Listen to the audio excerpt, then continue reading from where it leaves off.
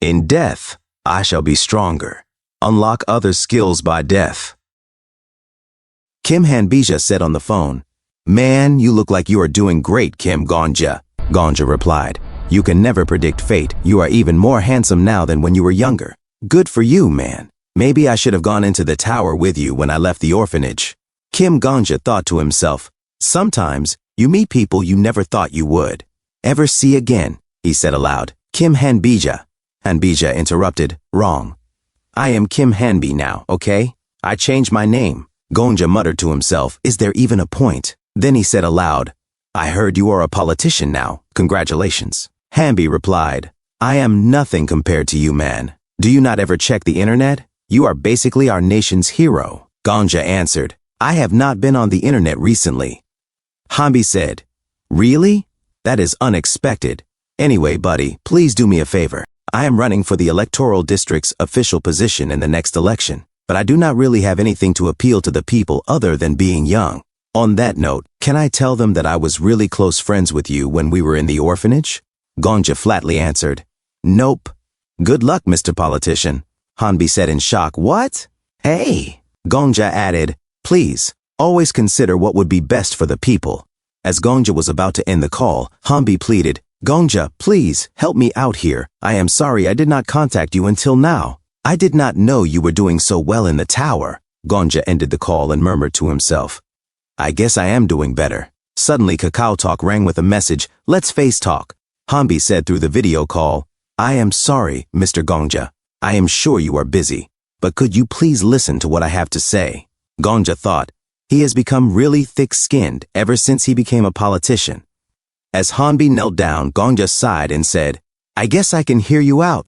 Hanbi quickly said, "Thank you, Mr. Gonja. Nationality is pointless in the tower. There are many people right now who are interested in you, as well as our nation."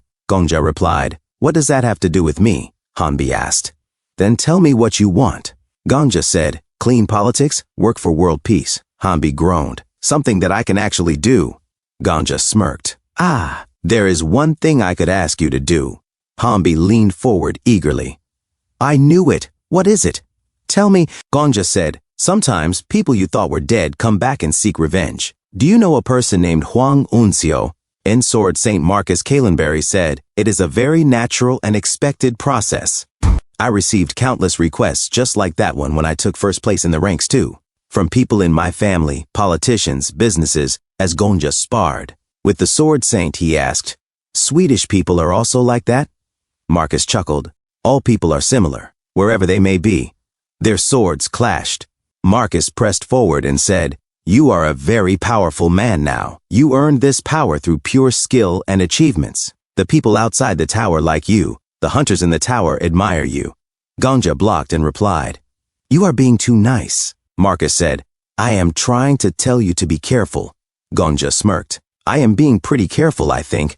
As Gonja's aura surged, Marcus blocked and said, You are great at handling aura." Gonja said, "Someone once told me I am more talented in aura than in swordsmanship." The Sword Emperor, watching from above, smirked. Marcus said, "I do not know who told you that, but that person is right. Aura is psychological. It all depends on your mental fortitude, on how well you can manipulate it. What were you just thinking of?" Gonja remembered the time on the 10th floor, when the dolls had called him a kind man. He answered, "It is a secret. I cannot tell you for free." With a smile, he kept his guard up. Marcus fell silent for a moment, then said seriously, "There is something I deeply regret. It is that I gave away the chronicles of the Heavenly Demon to the Heavenly Martial Clan leader. The person you were before and after going to that apocalypse are very different people. I should have gone with you, no matter what." Gonja replied, "Are you the type to regret things that happened in the past? That is a pain, you know." Marcus roared, "Do not be so arrogant." His aura flared violently. "I do not intend to hand over my position as first place to you." He unleashed a massive wave of aura toward Gonja. Gonja tried to block. Marcus laughed loudly. "Ha ha. I did not know having a rival could be this joyous. Nor did I know you had grown this much, even when we were going through the Agam Empire together. I guess you can never predict things in life. I am so glad I met you." With a roar, Marcus charged at Gonja, slashing fiercely. Kim Gonja evaded and said, "You are having way too much fun. Do you not think?" Sword St. Marcus Kalenberry replied, Of course I am having fun. Their swords clashed. The Heavenly Martial Clan leader is improving every day, and so are you. Sword St. Marcus Kellenberry said, as the crowd shouted, "Whoa, life really feels worth living." A boy recording the duel whispered in awe, "Amazing. The aura control of those two is insane. But the Sword Saint is still stronger than the Death Sovereign." Kim Gongja's ears caught those words and he muttered to himself, "I suppose that is what most people still believe. Though I personally agree with that idea, I do not want others thinking the same." He raised his sword and said aloud, "Sword Saint, I do not like to use incomplete techniques. I believe it is a sign of disrespect. However, you are no ordinary opponent." Sword St. Marcus Kellenberry narrowed his eyes. "Oh? I do not understand, Death Sovereign. Do we share some special connection?" Kim Gongja declared, "Of course. We are fellow disciples of the same sect." The Sword Saint's expression froze in shock, while the Sword Emperor, floating behind Kim Gongja, grinned knowingly. Kim Gongja thought to himself during the Chronicles of the Heavenly Demon. The Sword Emperor used his best techniques against Master. Their duel was live-streamed to every hunter in the tower. Most hunters could not comprehend what they were seeing. However, the supporting constellation possessing the Sword Saint would have understood, because he created that martial technique. The reason the Sword Saint never asked me was because he was waiting for me to bring it up first. Still, I bet he never expected me to do it now, of all times. Sword St. Marcus Kellenberry exclaimed, "Goodness! If you say that here, then," Kim Gongja smirked. "Great, panic a little more. This technique is incomplete. Please, take it."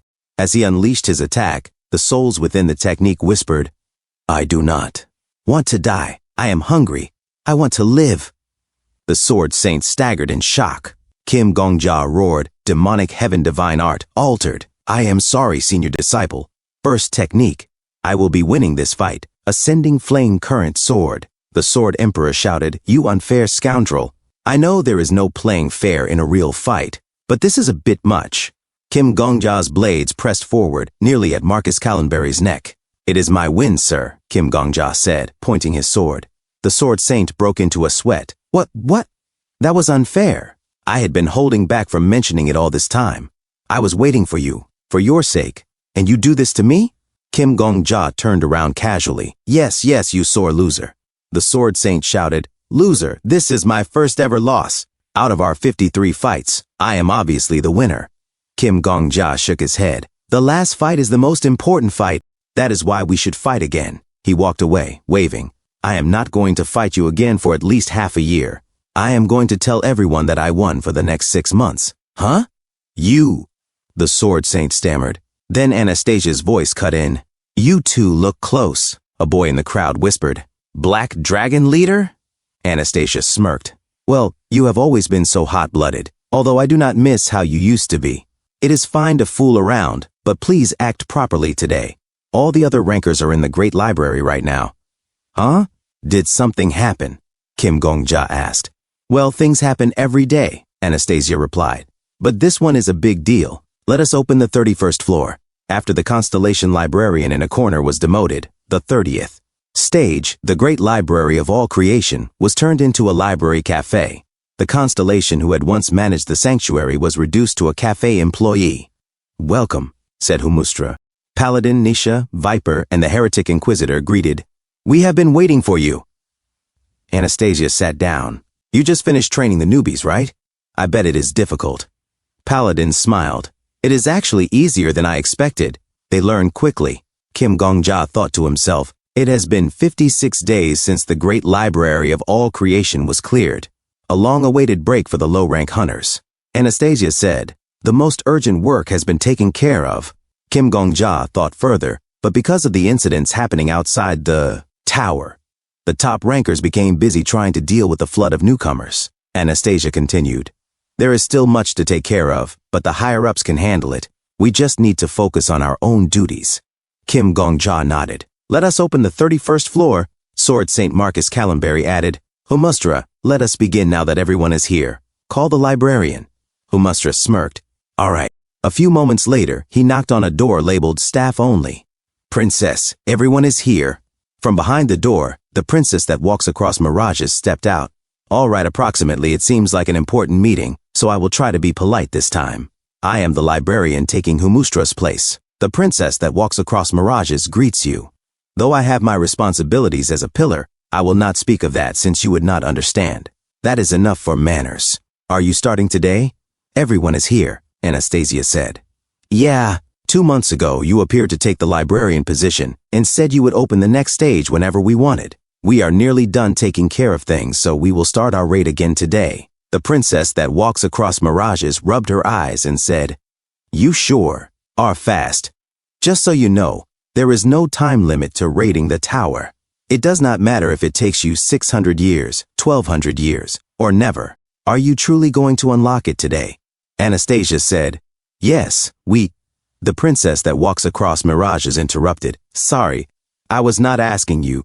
This is for the person ranked first to decide. No matter which tower it may be, since you are ranked third, you have no say. Anastasia looked at Marcus. The princess that walks across mirages said, Sorry, a bit dictatorial, is it not?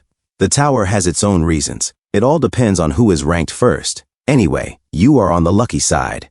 Humustra said, Princess, I am not in the place to say this, but you talk too much. The princess that walks across mirages said, Sorry, I have been sleepy ever since I arrived. Anyway, are you really going to unlock the 31st floor?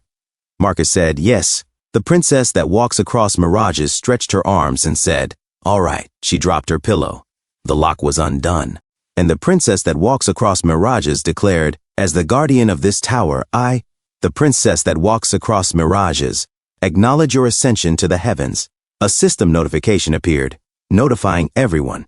The next stage has been unlocked.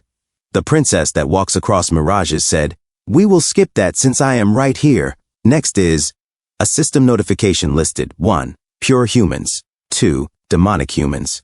3. Mountainous. 4. Water. Viper said, Pure humans? Demonic humans. What is all this? Kim Gongja muttered to himself. It is finally here.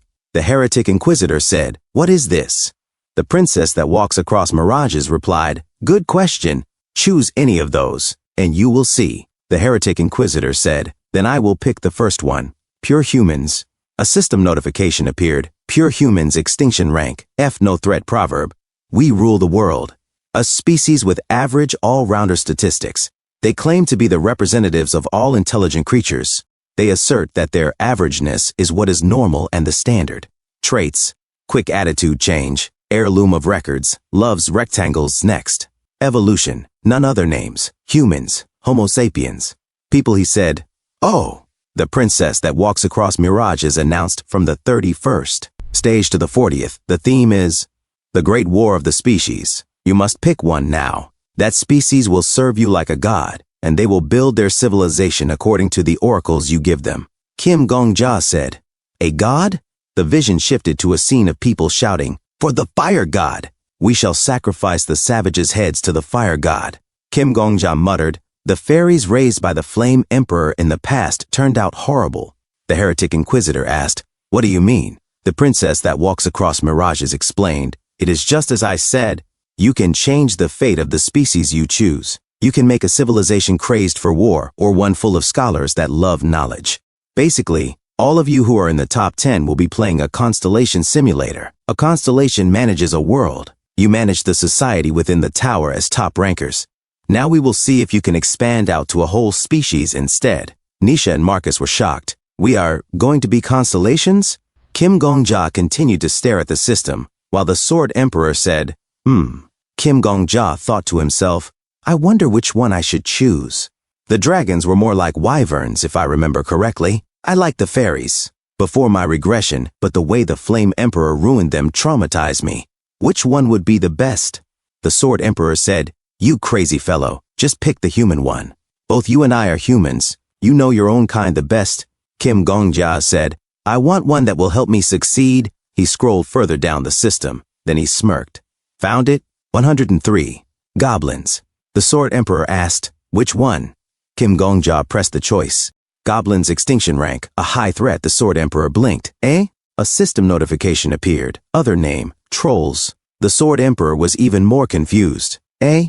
Another system notification appeared. High Goblin Society rank, FFX. The Goblin King was worried that his species' culture was too lowly. All they had in their language was Kirch. The Goblin King did not feel like a dignified ruler. That was when he had the idea to say gore instead of gore. This is much more fitting. Results: worsened conflict within the tribe, a skill copied from the Goblin King. Kim Gongja said, "It is time to fly, I mean." The Sword Emperor's jaw dropped as he stared at the goblins above.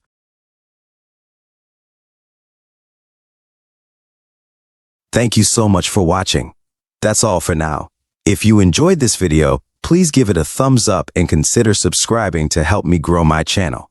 Your support means the world to me. Don't forget to leave a comment below. I love hearing from you. Let's keep the conversation going and get those analytics buzzing. Until next time, take care.